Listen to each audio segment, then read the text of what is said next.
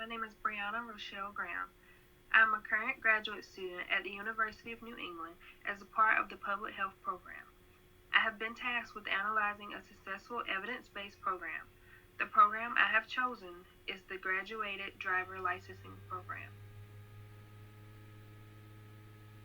The Graduated Driver Licensing Program consists of three phases designed to gradually introduce more hazardous driving conditions.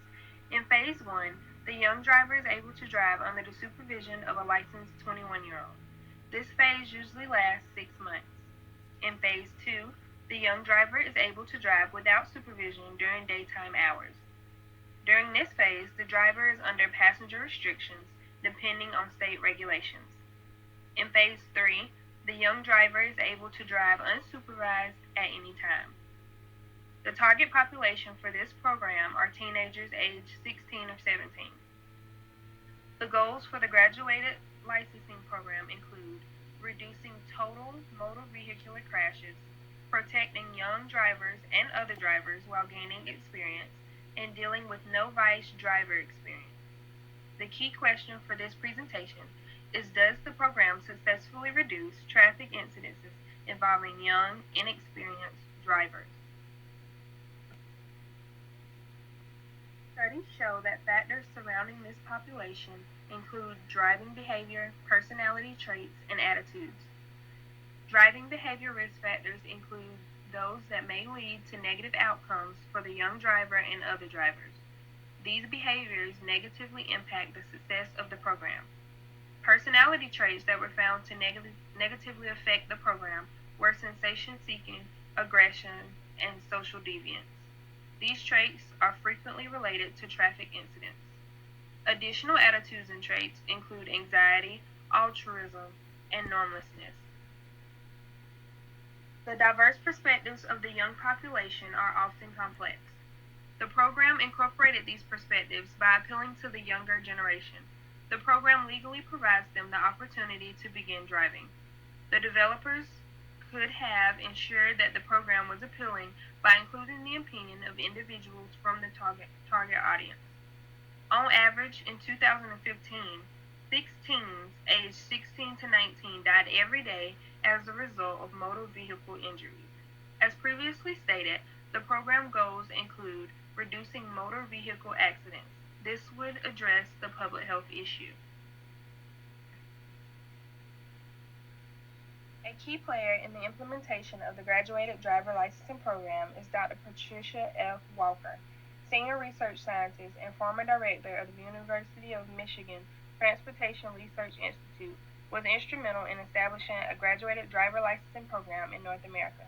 She and other scientists conducted federally funded research on these programs and beginning drivers. They provided proof of the effectiveness of graduated driver licensing programs. After such proof was established, the scientists seek support from the public and legislators. The external stakeholders for this program are endless. Parents must make the decision to allow their children to begin driving at age 16. Insurance companies offer lower rates if the program is completed. Health professionals notice the decrease in accidents involving youth after completion of the program. Legislators are tasked with establishing laws and punishments for the inexperienced drivers. Emergency responders are called to accidents involving younger drivers. All of these stakeholders are clearly affected differently by the program. Community resources are plentiful for this program. Educational institutions house a majority of the courses for inexperienced drivers. Also, the instructor is a part of the educational system. Most programs invite a member of the local emergency management system as a guest speaker in the course. Local Department of Motor Vehicle stations provide information for traffic laws and signs. The Graduated Driver Licensing Program is grant funded. However, the participants still have fees in order to take required driving tests and receive picture licenses. In order to financially support my intervention, I would contact entities that have a stake in highway safety. The program has been proven to decrease accidents.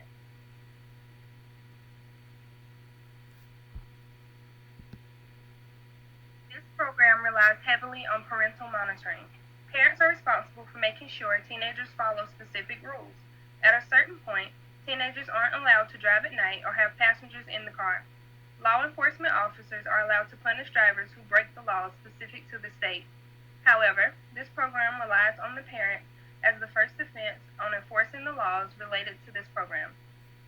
Studies show that while 65% of parents say that they properly monitor teenage drivers, 73% of teens say they were not monitored by parental figures. As with any new idea or program, it initially faced opposition from traditional stakeholders. North America did not immediately welcome the program. This can be contributed to many things, but more commonly to the lack of knowledge about the success of the program. Now that the program is in place, it is common practice and continues to be revised on a state by state basis. The need for this program was established when public health officials noticed the direct positive correlation between young novice drivers and incident rates in the United States. Politically speaking, the program had to be passed at the federal level before individual states were allowed to adopt it. Once adopted, states were allowed to amend the program as needed. These factors affected the way the program was advertised and implemented.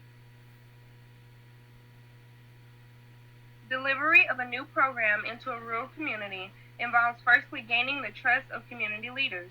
If I were attempting to gain support from the community, I would first speak with community leaders such as pastors, councilmen, teachers, and elders.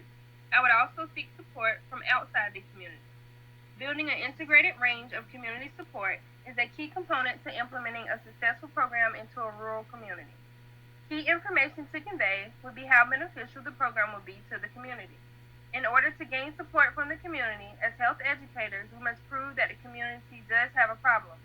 In this case, we must convey relevant statistics about car crashes and local teenagers in the community.